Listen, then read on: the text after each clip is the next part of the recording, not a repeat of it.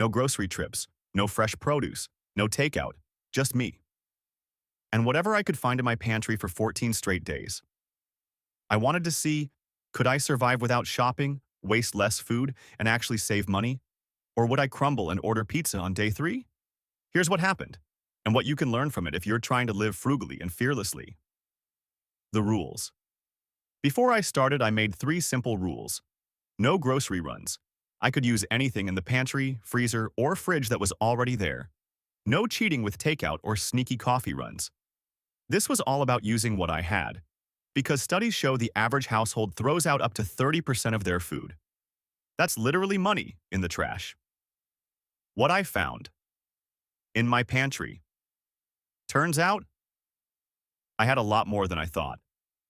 4 cans of beans, 2 bags of rice, 1 box of pasta, random spices I haven't touched since 2022, a rogue jar of peanut butter, and enough oatmeal to feed a small village. Add in some frozen veggies, eggs and butter I had in the fridge. This was totally doable. What I actually ate. Breakfasts. Oatmeal with cinnamon and peanut butter. Every day. Surprisingly addictive. Lunches. Rice with beans. Rice with eggs. Rice with frozen broccoli. You see a theme? Dinners. Pasta with canned tomatoes and mystery spice blends. Chickpea curry. Lentil soup. I had to get creative with seasonings and textures, but I never went hungry. What I learned. Here's what shocked me. I still had plenty of food left after 14 days. I didn't miss shopping at all. My grocery bill the following week was cut in half because I learned to shop smarter and waste less. Plus, it reminded me that I don't need 47 sauces, 3 types of bread, and endless snacks. Simplicity saves money and brain power. How you can do this too.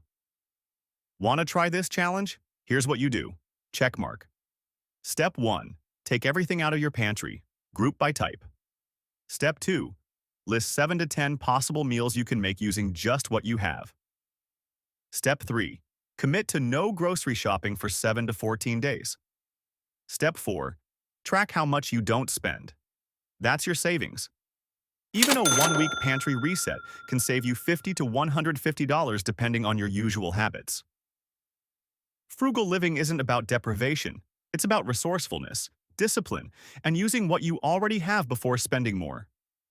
Will I do this again? Absolutely. Will I miss fresh spinach? Maybe. But if you're trying to stretch your money, challenge your habits, or just clear out your cluttered shelves, start with your pantry. You've got more in there than you think. Want more weird and wonderful frugal living tips?